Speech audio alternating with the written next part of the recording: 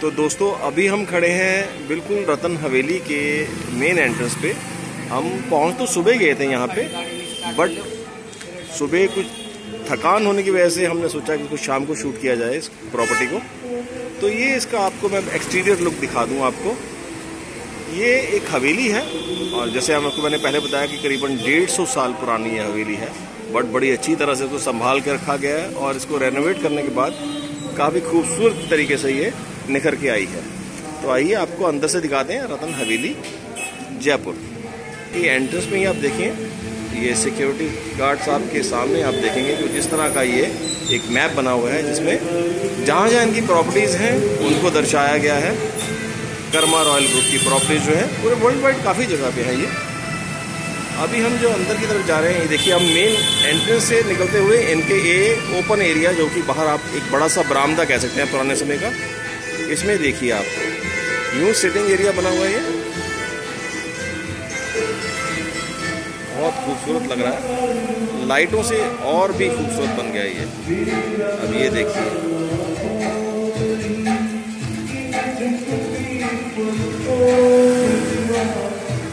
ये हवेली पे लिखा है श्री रमन भवन रतन दास गोवर्धन दास। ये देखिए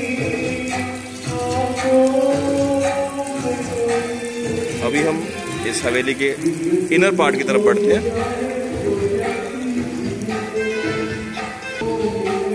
ये भी इसका एक छोटी सी बैठक पुराने समय पे होगी जिसको इन्होंने इस तरह थोड़े से हल्का सा सिटिंग एरिया बना दिया है।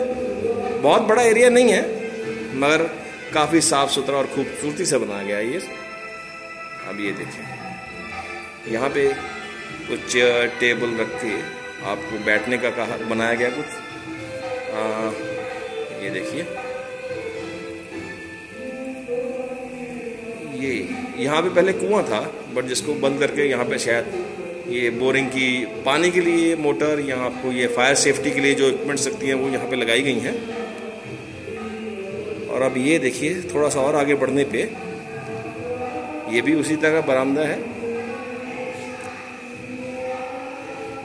और यहाँ से हम ऊपर देखेंगे तो हमें फर्स्ट फ्लोर सेकंड फ्लोर इस तरह से नज़र आएंगे। पूरा हवेली का लुक है, ये हवेली ही है। अब इधर की तरफ बढ़ते हैं। ये कुछ एयर गन्स हैं और यहाँ पे ये टेंपल है एक छोटा सा, जो रूम में टेंपल बनाया गया है। इसकी दूसरी तरफ भी देखें।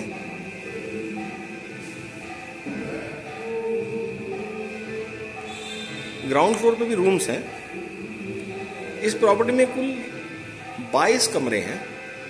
बहुत बड़ी प्रॉपर्टी नहीं है, बट काफी खूबसूरती से इसको हेरिटेज लुक में रखा गया है। इस बाहर की तरफ निकलते हैं और देखते हैं इनका जिम्नेजियम।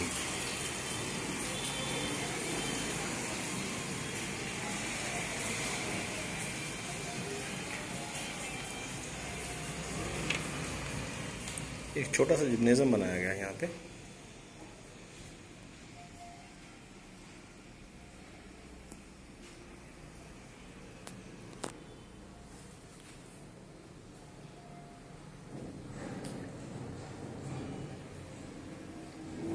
फिलहाल इस प्रॉपर्टी में अभी इस सीज़न में इस समय थोड़ा सा ऑफ सीज़न होता है, तो बहुत ज़्यादा लोग तो नहीं रह रहे हैं यहाँ पे, मगर हाँ कुछ रूम्स ऑक्यूपाइड हैं आज भी।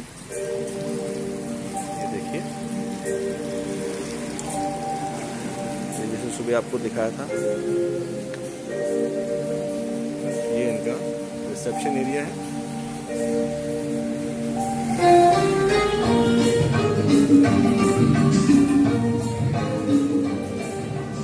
रिसेप्शन एरिया अंदर एंटर करने के बाद इस तरह से यहाँ पे पहला ही रूम है। ये आपको मैं पहले नहीं दिखा पाया था। ये देखें, यहाँ पे आप आके अपनी फॉर्मेलिटीज पूरी करते हैं जो भी चेक इन के टाइम पे होती हैं।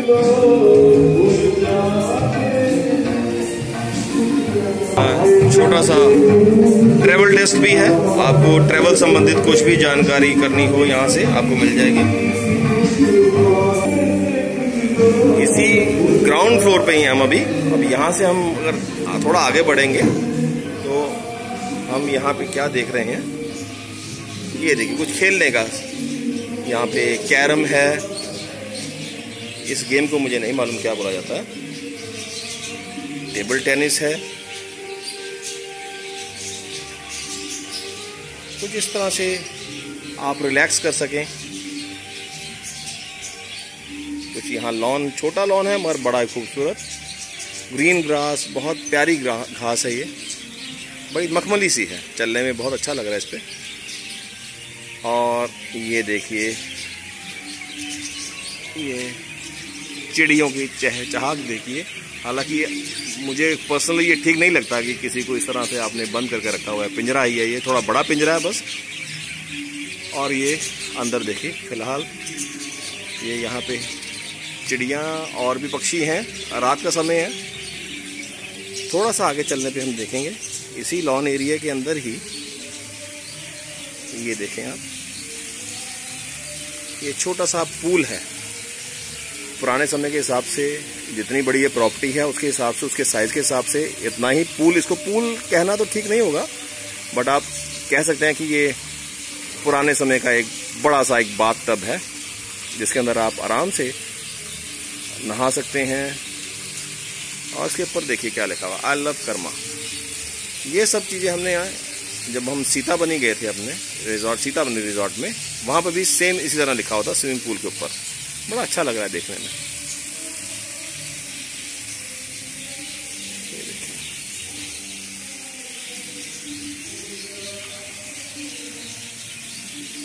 अभी फिर वापस प्रॉपर्टी के उसी हिस्से की तरफ बढ़ते हैं जहाँ पे रिसेप्शन था, यहाँ बरामदा था जो, जहाँ पे सिटिंग था। और अभी जो आप ये बेसुरी सी आवाज़ सुन रहे हैं जिस गायक की, ये करोके वगैरह क्या बोला जाता है इसको, उसी गाने के ऊपर उसको लगाकर अपनी आवाज़ की आजमाइश कर रहे हैं। बड़ी ही गंदी आवाज़ है।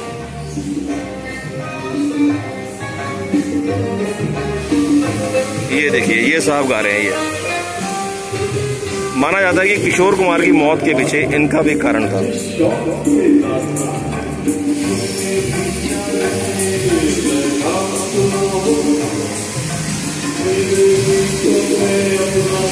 अब आपको चलते हैं फर्स्ट फ्लोर पे जहाँ पे रूम्स भी हैं और रेस्टोरेंट भी है। ऊपर की तरफ आ गए तो पहले सीढ़ियाँ खत्म होते ही फर्स्ट फ्लोर की ये रेस्टोरेंट आता है इनका। रेस्टोरेंट अंदर से देखते हैं। ये देखिए क्या राजस्थानी पेंटिंग है, बहुत खूबसूरत है, बड़ी कलरफुल है। देखिए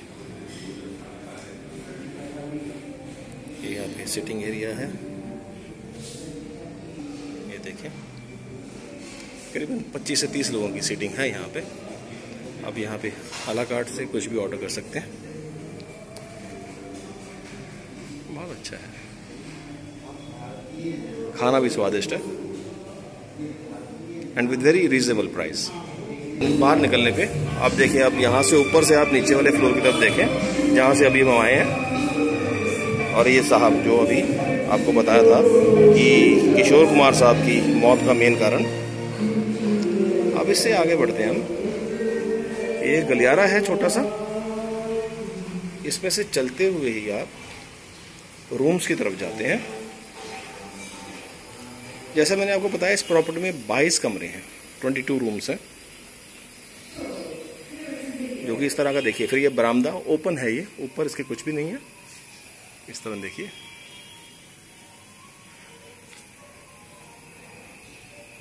इस तरह से गैलरी में से होते हुए आप अपने रूम की तरफ जाएंगे।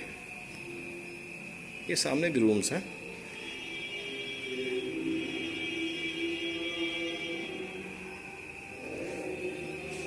ये हमारा रूम है जी, रूम नंबर इस पर 207।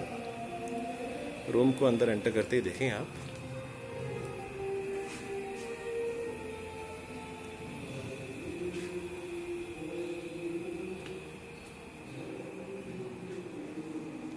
यहाँ पे एक डबल बेड है।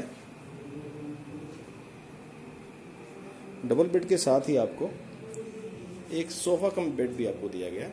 अगर आप 3 लोग हैं तो आप आराम से ये सोफ़ा कम बेड पे भी इसको भी यूज़ कर सकते हैं। ये सामने देखिए पुराने समय की याद दिलाता हुआ, ये जब नीचे बैठ के भोजन किया जाता था उसी कॉन्सेप्ट में ये इसको रखा गया है।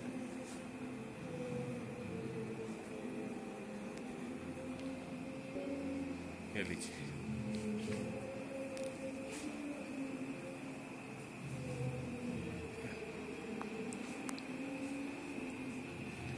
वॉशरूम भी दिखा दें आपको। ये देखिए वॉशरूम, छोटा वॉशरूम है मगर बड़ा साफ सुथरा सा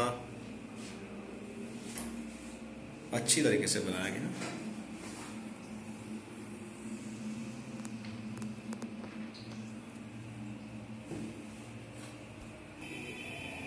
रूम से बाहर निकलते ही हम अब सेकंड फ्लोर की तरफ जा रहे हैं। सीढ़ियां देखिए कितनी, मतलब बहुत कंजेस्टेड सी सीढ़ियां हैं, बहुत छोटी साइज की सीढ़ी है इसकी, और इसके राइजर्स यानी कि स्टेप बहुत ऊंचे ऊंचे से हैं। शायद पुराने समय में जगह की कमी की वजह से यहाँ इसी स्टाइल से बनती होगी। अब ये देखिए हम इनके सेकंड फ्लोर पे आ चुके हैं, और ये देखिए यहाँ पे भी लाइट थोड़ी कम है बट ये सिटिंग एरिया यहाँ पे। ये देखिए आप इनके बरामदे में इस तरह से बैठ के अपने यहाँ पे टाइम स्पेंड कर सकते हैं। कुछ स्नैक्स खाना चाहें स्नैक्स खा सकते हैं, कुछ भी कर सकते हैं। ये देखिए ये सामने भी रूम्स हैं। ये हम सेकंड फ्लोर पे हैं इस समय। इस तरह से देखिए ये सामने, नीचे ऊपर से आपको मैं दिखा रहा हूँ नीचे का सीन, जहाँ के ये हमारे गायक साहब थे और ये इनका एंट्रेंस था। सामने जिम्नेजियम है, फर्स्ट फ्लोर पे आपको सामने अभी रेस्टोरेंट नज़र आ रहा है।